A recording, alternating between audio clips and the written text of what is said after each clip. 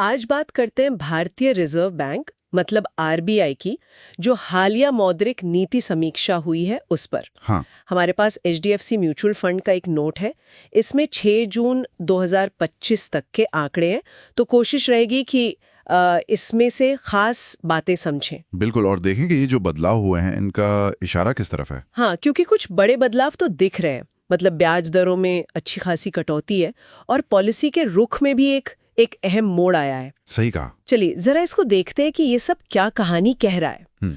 तो सबसे पहले जो मुख्य दरें हैं, रेपो रेट, इसमें 50 बेसिस पॉइंट्स मतलब आधा % की कटौती हुई है। अब ये 5.5% है। और एसडीएफ और एमएसएफ, इनमें भी 50-50 बेसिस पॉइंट्स की कमी है।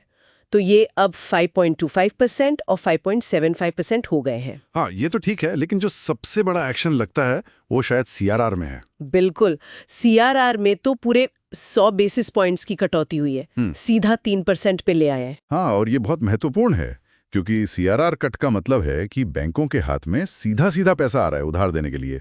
अच्छा, मतलब हजारों करोड़ की लिक्विडिटी, वो भी तुरंत। ये रेपो कट से भी ज्यादा डायरेक्ट असर डालता है सिस्टम में पैसा बढ़ाने पर। हाँ, ये बात तो सही है। तो साफ है कि आरबीआई चाह रहा है कि सिस्टम में पैसा बढ़े, मतलब लिक्विडिटी बढ़े। बिल्कुल, इरादा तो यही लगता है। लेकिन दिलचस्प बात ये है कि जहां एक तरफ ये लिक्विडिटी बढ़ाने वाले कदम है, वहीं दूसरी तरफ ग्रोथ का अनुमान। हाँ, जीडीपी ग्रोथ। हाँ, वित्त वर्ष 2026 के लिए जो वास्तविक जीडीपी वृद्धि का अनुमान है वो 6.5% पर ही रखा है। मतलब वित्त वर्ष 2025 जितना ही, इसमें कोई बदलाव नहीं। और पहली तिमाही का अनुमान 6.7% है। तो ग्रोथ को लेकर आउटलुक बदला नहीं है। सही, और यहीं पर बात और इंटरेस्टिंग हो जाती है। ग्रोथ अनुमान वही, लेकिन महंगाई का अनुमान कम कर दिया। हाँ, वित्त वर्ष 2026 के लिए जो सीपीआई मुद्रास्फीति का औसत अनुमान है वो 30 बेसिस पॉइंट्स घटाकर 3.7% कर दिया है। अच्छा, 3.7%। और पहली तिमाही मतलब Q1 FY26 के लिए तो 70 बेसिस पॉइंट्स घटा दिया है, सिर्फ 2.9%। अरे वाह, 2.9%, ये तो काफी कम है। तो मतलब ग्रोथ उतनी ही रहेगी पर महंगाई कम होगी। ये कैसे?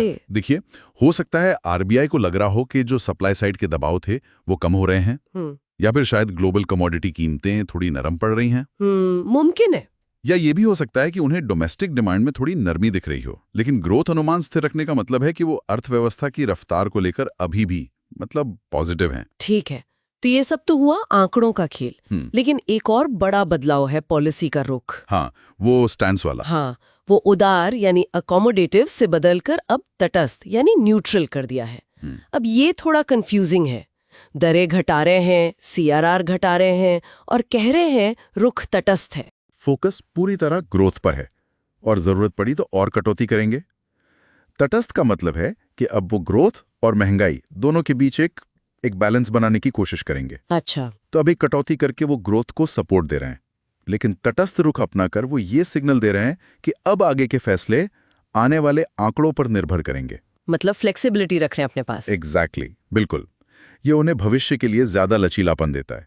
अगर मान लीजिए आगे चलकर महंगाई फिर बढ़ने लगती है, हाँ, तो तटस्थ रुख के तहत एक्शन लेना, शायद दरें बढ़ाना भी आसान होगा।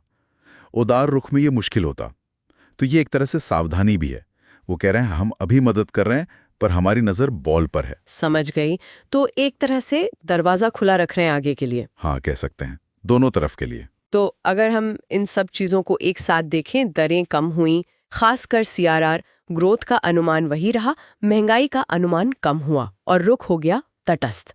तो इसका निचोड़ क्या है? मतलब आम आदमी के लिए या बाजार के लिए क्या संकेत है? निचोड़ यही है कि आरबीआई फिलहाल ग्रोथ को पुश देना चाहता है क्योंकि उन्हें लग रहा है कि महंगाई अब थोड़ी काबू में है। लेकिन वो पूरी तरह से बेफिक्र नहीं है।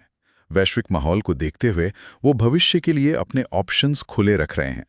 ये तटस्थ शब्द शायद इसी महीन संतुलन को दिखाने के लिए है। तो मतलब आगे आने वाले आंकड़े बहुत महत्वपूर्ण हो जाएंगे। बिल्कुल, और यहीं से वो एक सोचने वाली बात निकलती है जो आपने शुरू में कही थी। हाँ, कि ये देखते हुए कि रुख अब तटस्थ है और फैसलों के लिए आंकड़ों पर निर्भरता बढ़ गई है, तो ये मॉनेटरी पॉलिसी कमेटी मतलब एमपीसी अगले कुछ महीनों में किन खास इंडिकेटर्स पर सबसे ज्यादा नजर रखेगी? सही सवाल है।